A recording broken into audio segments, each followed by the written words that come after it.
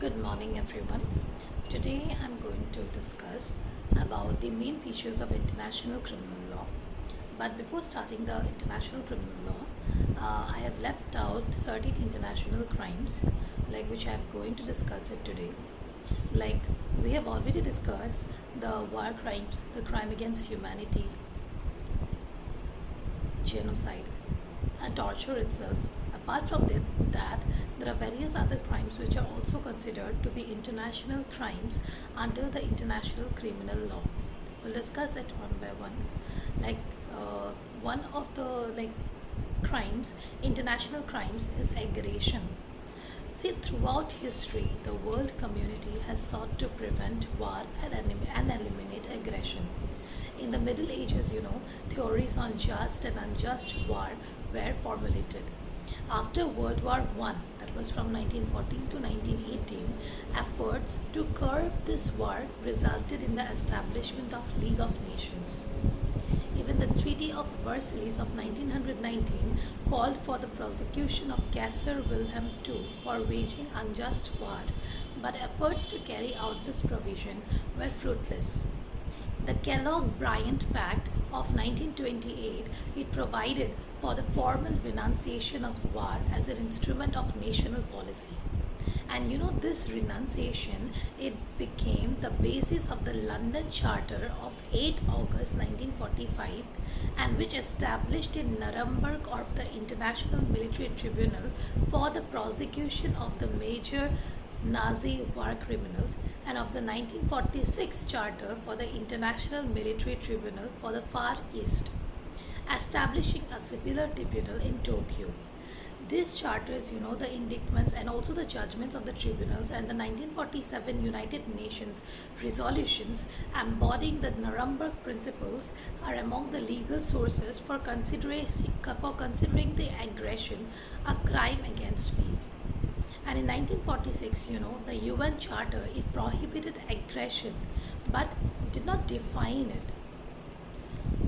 And no real consensus on the meaning of aggression was reached until the United Nations definition of aggression was agreed upon on 14th of December 1974. And that definition states aggression, that is, that it is a use of armed forces against the sovereignty, territorial integrity, or political independence of another state, or in any manner inconsistent with the Charter of the United Nations. Moreover, this definition also enumerates 7 specific examples of aggression and sets forth their legal and political consequences. Thus far, no definition of aggression has been embodied in any international convention, although the issue has been much discussed in the multilateral negotiations. And even the Rome Statute of the International Criminal Code, as adopted in Rome in 1998, it lists aggression as a crime within the jurisdiction of the International Criminal Code. But it delays any prosecution for aggression until such time as the parties to the statute can agree upon and adopt the definition of the crime. Apart from this aggression, genocide, war crimes, crime against humanity, there is a torture is also considered to be international crime.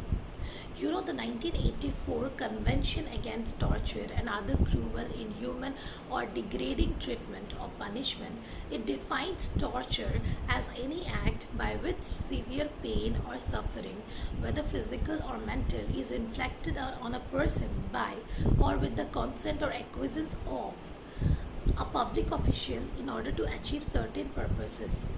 And the most common purposes are to obtain an information or a confession, punishment, intimidation, coercion, or discrimination or persecution. So this definition, it does not include pain or suffering arising only from or incidental to lawful penal sections.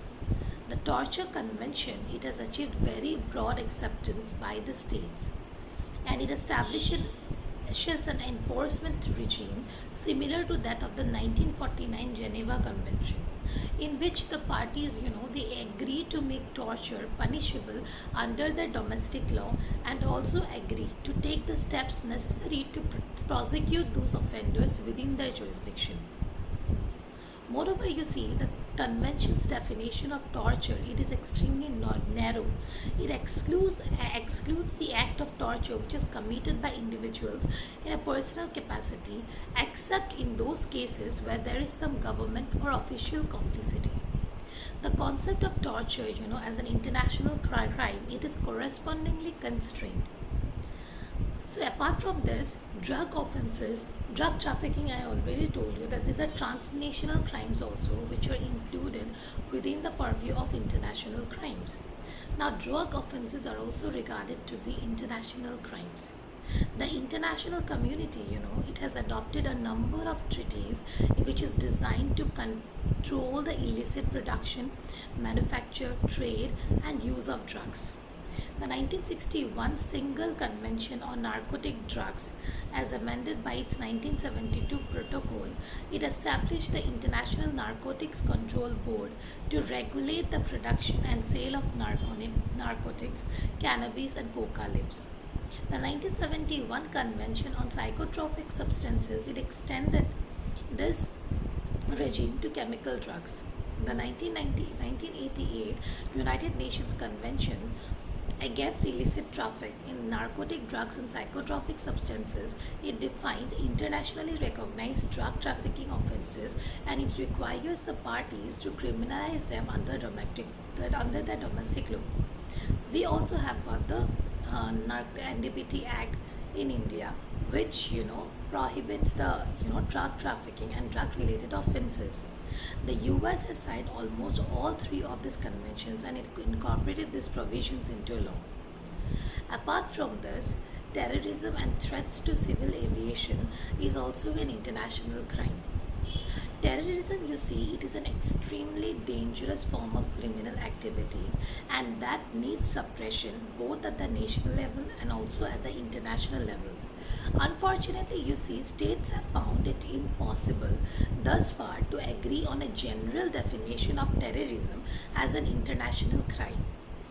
However, the 1999 International Convention for the Suppression of the Financing of Terrorism, it came closer than ever before to this goal when it defined the offense of providing or collecting funds to use to carry out the terrorist acts. Moreover, you see, the European Convention on the Suppression of Terrorism, it's a regional initiative which incorporates a functional definition of terrorism among its parties and creates a relatively strong regional enforcement regime. And there has been broad international acceptance of effective international criminal standards relating to at least two forms of terrorism. Okay, the principal treaties on threats to civilian aviation, it defines like hijacking, aircraft hijacking, and a number of related crimes, and it requires the parties to suppress them under the national law. And this system has become a cornerstone of international civil aviation. So you see that this terrorism is also an international crime, and it should be recognized both at the national and international level. Apart from that, bribery of foreign public officials is also considered to be international crimes, such as the bribery of foreign public officials, first outlawed by the US in the Foreign Corrupt Practices Act of 1977.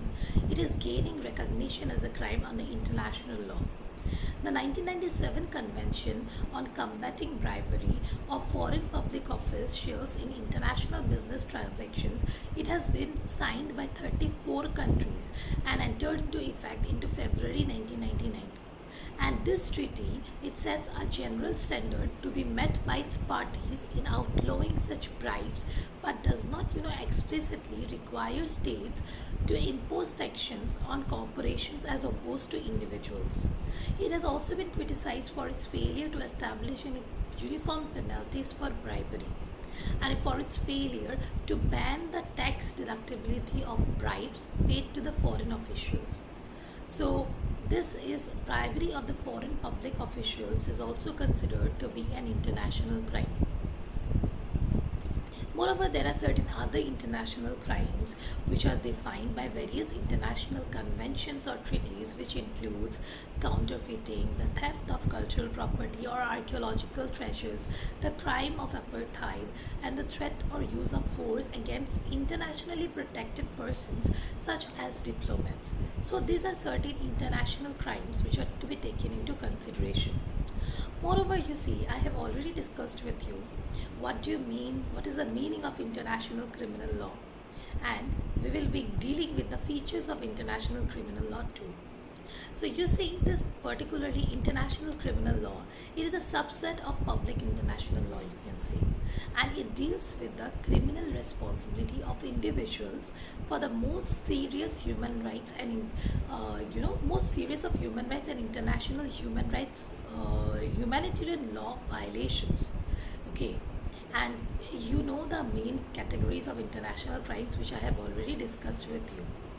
And so see, it is being a part, subset of international law.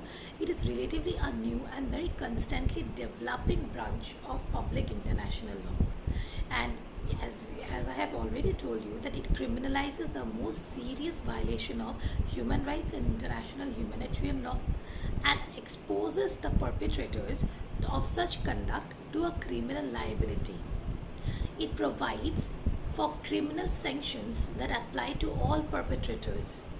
This includes those who are involved in the planning and authorization of such acts, as well as those who have directly committed the crimes.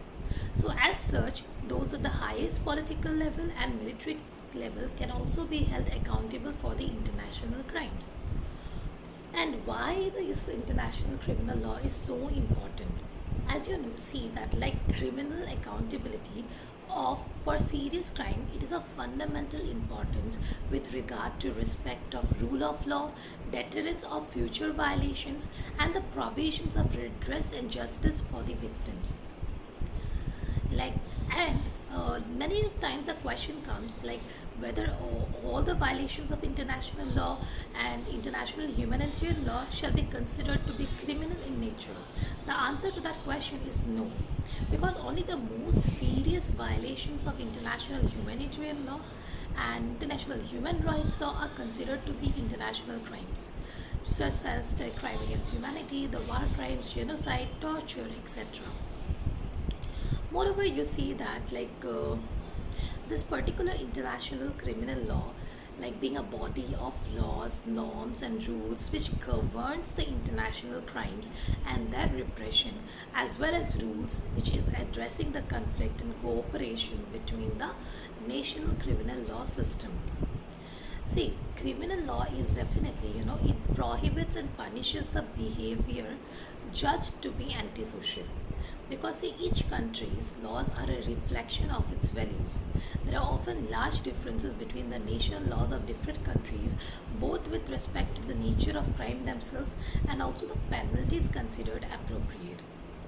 So you can see that there are the term, that very term, that international criminal law, it refers variously to at least three distinct areas. First is that cooperation between the different national legal system. Second is there, the first being the cooperation between the different national legal system, which is through extradition and other forms of mutual legal assistance. Second is the prohibition and punishment of certain behavior by several countries acting collectively or by the international community as a whole. And the third one is that operation of autonomous international legal system, which includes the courts and other mechanism of enforcement that exist alongside the national criminal law. These three These are the three most important distinct areas of the international criminal law. First, the cooperation between the different national legal system through extradition and other forms of mutual legal assistance. Secondly, the prohibition and punishment of certain behavior by several countries acting collectively. or by the international community as a whole. And thirdly, the operation of the autonomous international legal system, which includes the courts and other mechanisms for enforcement. Now, see the first area, that is the mutual legal assistance. So, you see, to to facilitate the enforcement of the domestic criminal law, the national governments, cooperate with each other in the transfer of offenders from one jurisdiction to another, and in a number of other ways relating to the investigation of crimes and the gathering and production of evidences. Just as, for example, extradition. But extradition is generally, as you can give a recent example of extradition of Vijay Mallya case. So, extradition is generally governed essentially by complex web of bilateral treaties by which states agree to the rendition of fugitives from other jurisdictions so that they can stand trial in the country where the crime took place, and in the exceptional cases where there are other jurisdictional links such as the nationality of the offender or the victim. So you see, although these bilateral treaties vary somewhat, there is a body of general applicable rules. States usually agree upon a list of serious crimes for which extradition may be authorized, and upon a requirement that such crimes be recognized as a criminal law in both the sending and the requesting state. Extradition is permitted for a specific crime which is described in an extradition request. And under the rule of speciality, a requesting state may try a suspect only for the crime for which the suspect was extradited, unless this protection is waived by the sending state. And extradition, it may be refused in cases where the crime is deemed to be a political offense, though there is a greater willingness to grant extradition on the basis when politically motivated crimes it involve violence directed against the innocent targets. Political crimes, like it involves the emotional, the expression and opinion, are often prosecuted as sedition or treason. Beginning in the late 20th century, the government increasingly refuses to extradite persons accused of capital crimes unless they assure that capital punishment would not be imposed. Such should the capital punishment would not be imposed should the fugitive be convicted. So you see, there are this is one of the distinct area of international criminal law. Moreover, you see that there is the second one and the third. There are three distinct areas I have told you. That apart from that, this there are different categories of international crimes. Certain crimes are like international by their nature. They may be carried out in more than one country, in which case they are considered transborder crimes, and or they may be committed in international zones such as the high seas or international airspace. Efforts to repress such crimes, it became internalized out of necessity, and reflecting the practicalities of preventing the acts that sometimes easily elude the national jurisdiction. Say crimes such as trafficking of persons, participating in the slave trade, and committing various terrorist offences such as hijacking, piracy, they are governed by both international treaties and customary legal obligation. And crimes committed by the national governments, or rather by the individuals who control and direct them, are at the core of the international law. And the victims of such crimes are sometimes the nationals of other states, but more often they are criminal state's own citizen. In this context also, the international criminal law overlaps considerably the international human rights law, the former attributing blame to individuals mainly in order to impose punishment, the later blaming the state. So you see, this is the first very distinct area of the international criminal law. And third is the prosecution and defense. When ordinary crimes, it cross the threshold and become international crimes, important consequences ensue. Most significantly, general legal rules on the exercise of jurisdiction no longer apply. Under international law, a national criminal justice system, it may prosecute the crimes committed within the state's own territory or by its national, but not as a general rule, crime committed outside by its borders by non-national.